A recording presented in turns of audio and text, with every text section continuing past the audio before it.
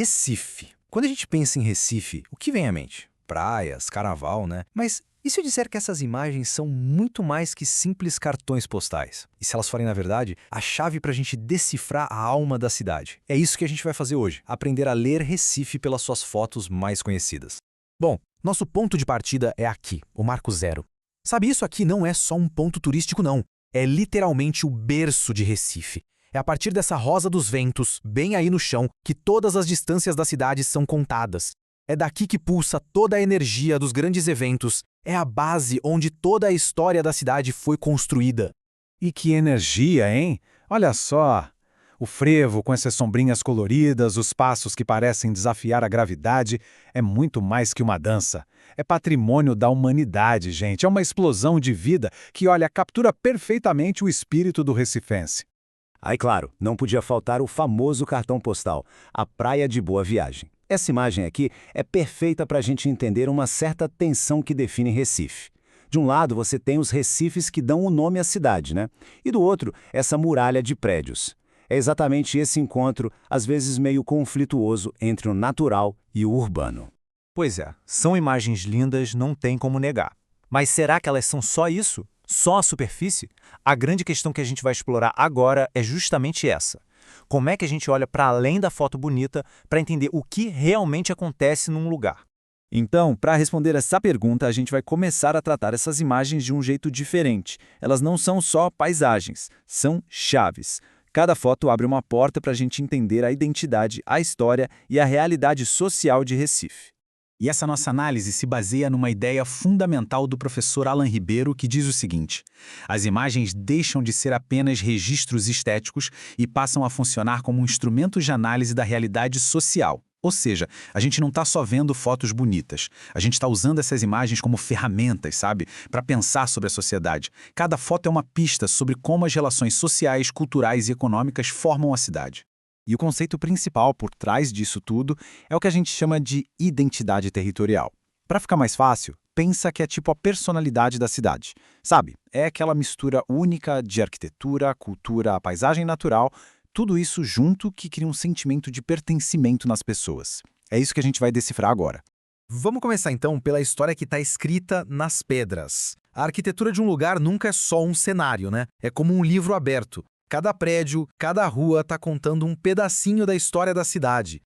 Pega, por exemplo, a Rua do Bom Jesus. Esse casario colonial todo colorido já foi eleito um dos mais bonitos do mundo. E não é só pela beleza, não. Ele conta histórias de séculos de comércio, de influências da Europa, da vida agitada do Recife antigo. Andar por aqui é, de verdade, sentir a história em cada cantinho.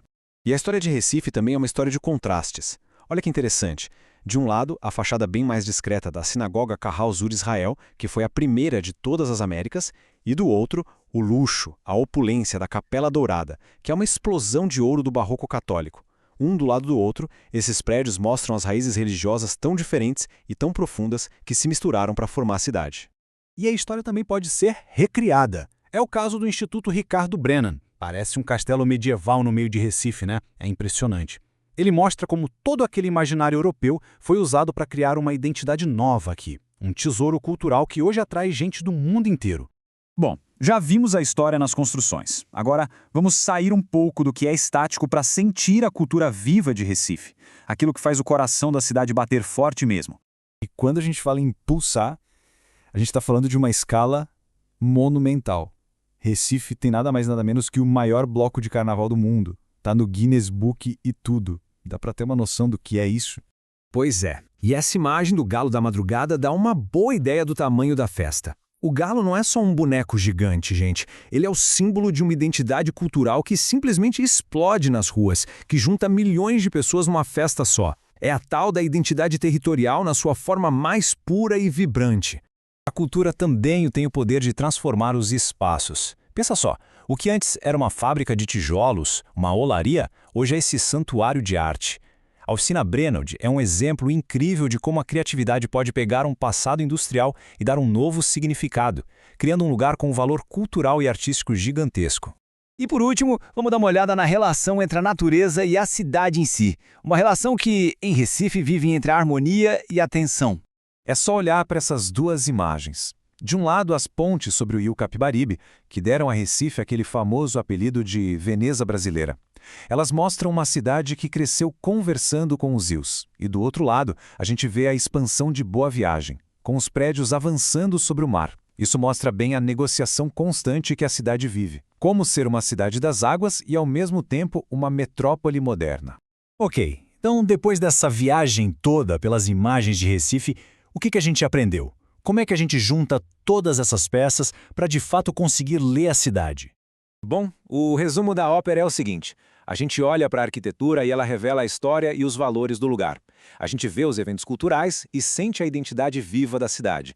Observa as paisagens urbanas e entende a relação com a natureza. E por fim, a gente vê a arte e percebe como os espaços são transformados.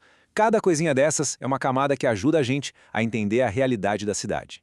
E assim a gente volta para o nosso ponto de partida, o Marco Zelo. Aquilo que no começo parecia só uma foto bonita, agora a gente entende que é muito mais. É o ponto de onde toda a história complexa e fascinante de Recife se desenrola, conectando passado, presente e futuro. E fica aqui a reflexão final, né? Se a gente usar essa mesma lente, essa mesma forma de analisar qualquer lugar, olhando para a arquitetura, para a cultura, para a paisagem, fica a pergunta: qual é a história que a cidade onde a gente vive está tentando nos contar?